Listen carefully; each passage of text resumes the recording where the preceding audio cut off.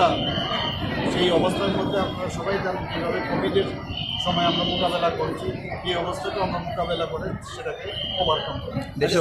দেশের অন্যান্য রাজ্যেরও মুখ্যমন্ত্রীরা আপনার সাথে কথা বলেছে। এর মধ্যে আজকে একটু আগেই আমাকে উত্তরপ্রদেশের মাননীয় মুখ্যমন্ত্রী যোগীজি আমাকে ফোন করেছেন, সমস্ত খবরাখবর নিলেন ত্রিপুরার কি ভালো বিপদ বর্তমানে অতিবৃষ্টির কারণে।